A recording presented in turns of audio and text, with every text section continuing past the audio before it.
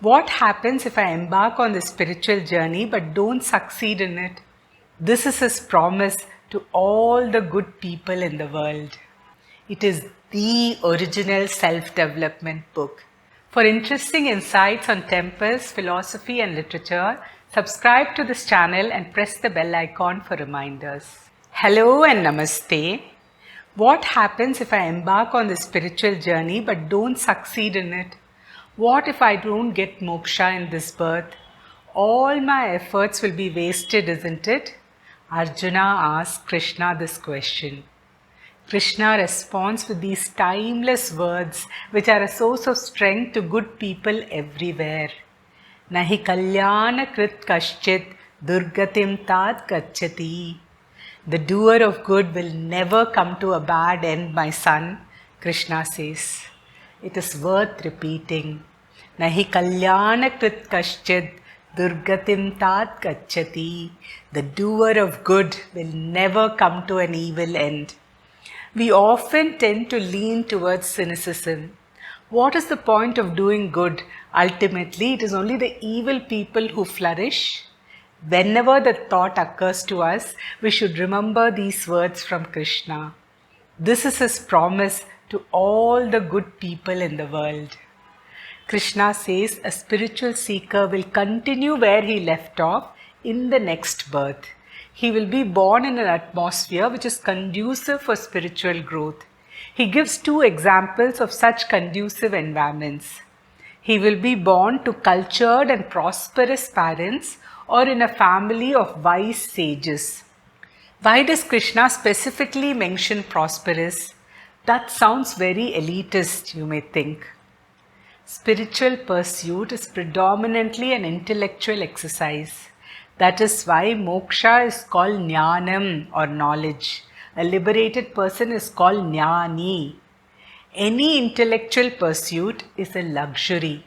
If you are caught up in day-to-day survival and making ends meet, where will you have time for contemplation? That is why many great sages of Vedic times were kings who gave up their kingdom, like Yajnavalkya and Bhartruhari. That is the reason many great scientists too were from prosperous families.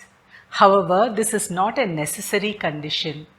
What is essential is the spiritual wealth accumulated from previous births. Having born in such a family, he will be drawn towards spiritual knowledge. He will continue to progress in his spiritual journey, says Krishna. This is called Purvajanmavasana.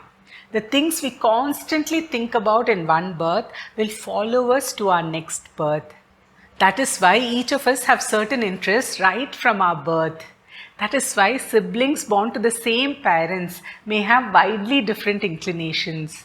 That is why there are prodigies like Ramanujan and Mozart.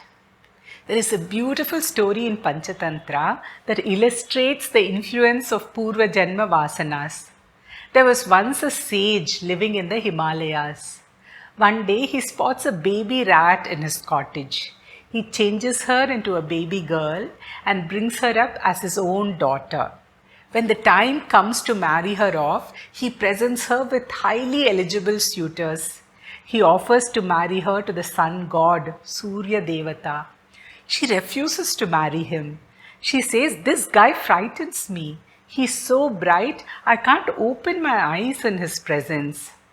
Next, he suggests Vayu, the wind god. She refuses, saying, "He seems so fickle and undependable." She rejects every god he presents to her.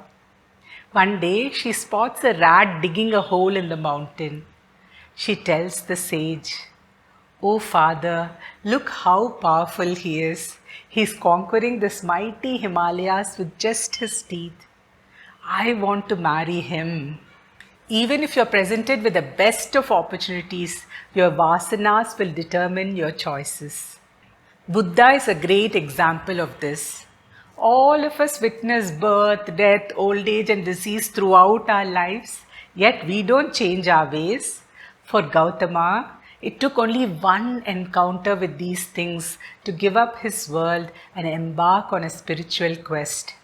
Shankaracharya took up sannyasa when he was only 8 years old.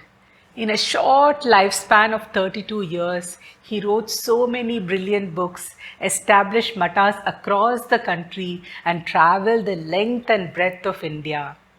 Such things do not happen by chance. Shatajanma koti sukritair punyair vinalabhyate, says Shankaracharya in Viveka Chudamani. It is due to the punyam accumulated in many million births.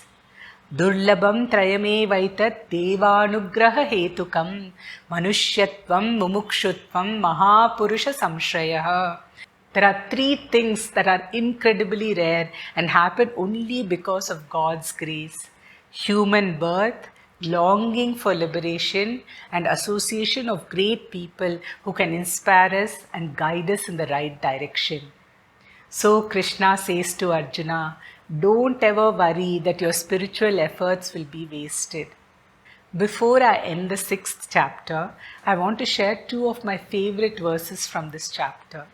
Uddared atmanatmanam na atmanam avasadayet atmaiva hyatmano bandhu atmaiva ripuratmanaha bandhuratmatmanastasya yenatmaivatmanajitaha anatmanastu shatrutve vartet atmaiva shatruvat. Krishna tells Arjuna, you and you alone can uplift yourself. So never look down upon yourself. Your own mind can be your best friend and your worst enemy. For a person who has mastered his mind, it is his best friend. For a person who has no control over his mind, it is his worst enemy. These words are a testament to the power of free will and our ability to shape our destiny. People often say that religion is fatalism. Anyone who has learned the Gita will disagree with this view. It is the original self-development book. If you read any of the modern books on self-development, like The Power of Positive Thinking, 7 Habits of Highly Effective People, Man's Search for Meaning, The Secret, Maslow's Hierarchy of Needs, you will find several concepts that originally appeared in the Gita. Even if you don't believe in God, there are many valuable lessons you can learn from it. That's it from me. Thank you for watching. Please like and share it with like-minded people. Until next time, Namaste.